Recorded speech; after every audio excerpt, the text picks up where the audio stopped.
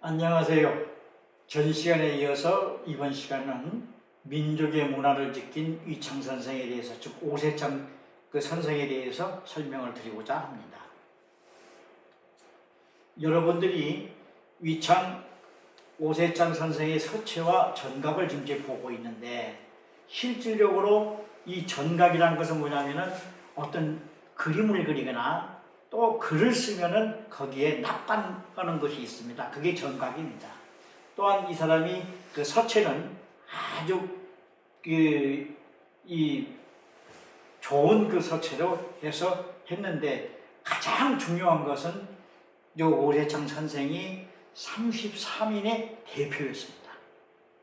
그리고 김희동리 선연물, 이게 1919년 3월 1일 날 이 천도교 대표로 해서 나오셨고, 또한 이분이 간송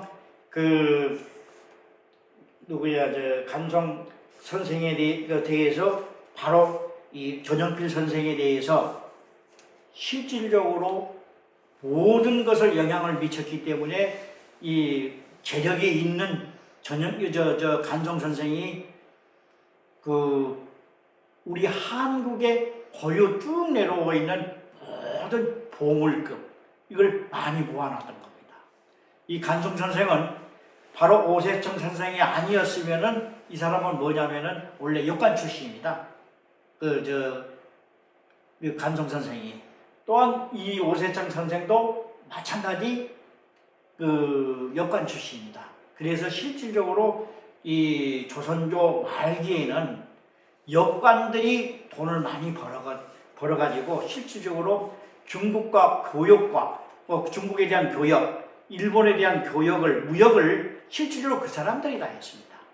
그래서 사대부로서는 거의 하지 않고, 여러분들이 잘 아시는 임상옥 의주의 유명한 상인이었던 상도에 아마 여러분들이 텔레비 중계를 아마 보셨을 겁니다. 드라마를.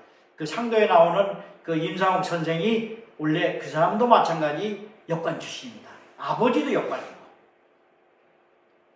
역관은 잘 아시죠? 통역사입니다.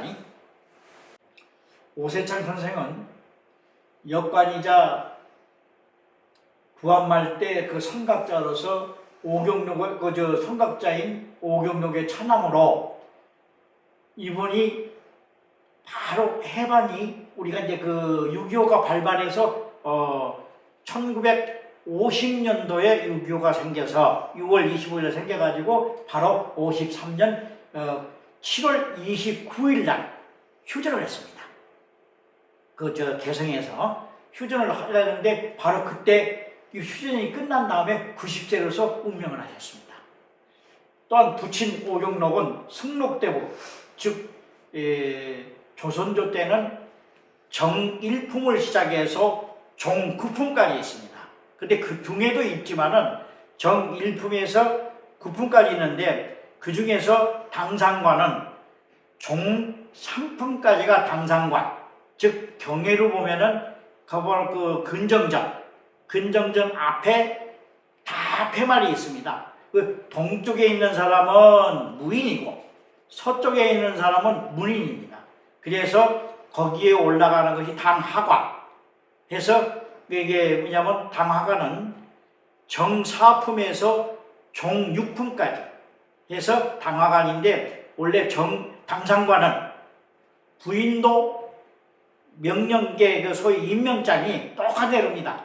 신랑에 대해서 자기 신랑에 대해서 명령서 보면은 부인은 정경부인으로 해가지고 똑같이 내려옵니다. 또한 종사품서부터 종육품까지는 숙부인으로 해가지고 벼슬이 똑같이 나옵니다. 그래서 이때 이 사람은 대단히 승록대부는 종일품에 가지고 올라갈 수 있는 역관 출신으로, 양반이 아닌 역관 출신으로 해서 최고 올라갈 수 있는 품계입니다. 또한 오경록은 개화장의 지주로서 역관 가문으로 개화사상에 일찍 눈을 뜨고, 왜냐하면 중국에 무역을 했기 때문에 일찍 눈을 떴습니다. 또한 스승 유홍기 영향을 받았으며, 부친 오경록의 문예상인 여러분들이 잘 알지만은 개혁파의 대표적인 인물인 박영호, 서재필 선생, 서광범 선생, 김옥균 선생, 유길준 선생, 윤치호 선생 등 교류를 했기 때문에 굉장히 깨었던 겁니다. 1879년에 역과라는 것은 뭐냐면 통역관입니다. 역과에 합격을 해서 방문국 주사 15로 해가지고 한송, 순복 이 나라에서 운영하는 그 신문 그 기자를 했습니다. 시작을 해서 이 사람이 이제 편찬한 것은 근역 서의, 근역 화해, 근무, 근역 인수 등 많은 책을 편찬했고, 일제 강점기 중반 후 자택에는 그 강점기 해놓은 왜냐면은 그 1919년 3월 1일 날 기미독립 선언을 한 이후에 들어가가지고 한 3년 살고 나오셨습니다. 그래서 조선 초기에는 그 가장 활동이 많았었는데, 근데 서하고 서체, 서해 연구를 이분이 아주 집중을 했고, 또 서하가 서해가 이런 문인학자들의 날인과 막간 등의 정보를 모아서 근역인수라는 그 책을 만들었고, 근역인수를 만들었고, 또한 여러 서화가들의 다양한 낙관과 아오 연구에 자료가 됐으며, 그 중에서도 가장 그 중요한 것이 뭐냐면 전각적인 정신적인 그 스승이었고, 또한 후민저금 해례본을 소장할 수 있도록 간송 전현필 선생의 눈을 뜨게 만들어준 순수한 문화예국자입니다. 그러고서 독립선언 33인 중에 사람들이 일본 제국주의자를 회의와 설득으로 변절했지만 끝까지 이분은 변절하지 않았습니다.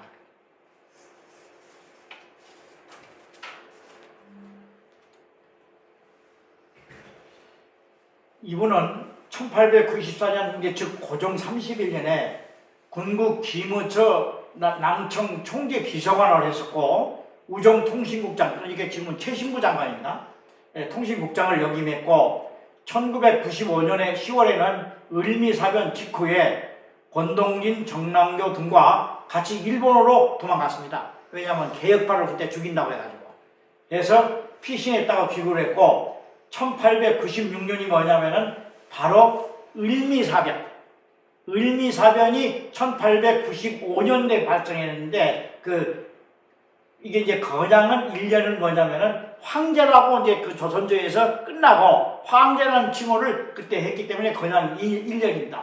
일본 문무성 외국어에서 초빙을 받아가지고 가서 갔다 왔고, 그 다음에 1902년 광무 5년에는 대화당 사건으로 일본에 다시 또 망명을 했고, 1902년에 천도교 교주 선병을 만나서 천도교에 입교를 했고, 1919년에는 천도 교주의 설득으로 독립선언문 33인 중에서 하나가 됐으며, 그 이후 1920년에 경복 복심법원에서 3년 선고를 받고 23년에 석방을 했는데, 이 사람은 아무 말도 안 하고 집에 안에서 밖에 나오질 않았습니다. 그래서 1928년에 근역 서화휘를 출간했고, 삼국시대에서 근대까지 서화가들에 대한 인명사전을 다 만들었습니다.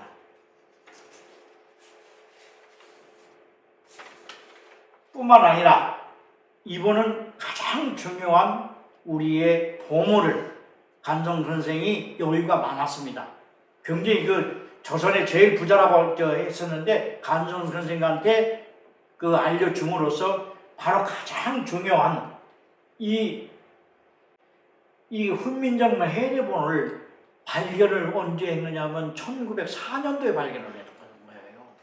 실질적으로 훈민정을 만드는 것이 1400년대 초기인데, 이게 15세기 초기인데, 이 간송 선생만은 이걸 알고 제일 먼저 판단을 해가지고 훈민정의 해례본을 최초의 간송 선생이 바로 오세창 선생한테 물어봤던 거예요. 그래서 어디서 발견했냐면 저기 경북 밀양이 아니라 거기에서 발견을 해가지고 이 훈민정 해례본을 보관하라, 사라 해가지고 그때 이 간송 선생이 집 두 채, 한양에 있는 기와집 두 채 가격을 주고 샀습니다. 오늘날 말하면 빌딩 두 개입니다. 그래서 그렇게까지 해가지고 이 많은 그러한 소위 국가 보물을 보관할 수 있게끔 그 영향을 간송 전현필 선생에게 많이 교육을 시켜서 보관할 수 있게끔 만들었던 겁니다. 그래서 이 오세창 선생은 바로 우리 한국의 박물관에 표본이 되고 기초가 되는 걸 만들어준 분입니다. 이상으로서 소위 우리 민족의 문화를 지킨 오세창 선생에 대해서 설명을 다 마치고, 다음은 5월 달에 다음부터 이제 우리 은평구에 대한 지명에 대해서 설명을 다시 처음부터 좀 드릴까 그런 생각을 가지고 있습니다. 거기에 대해서 여러분들은 5월 달에 다시 만날 걸 약속하면서 안녕히 계십시오.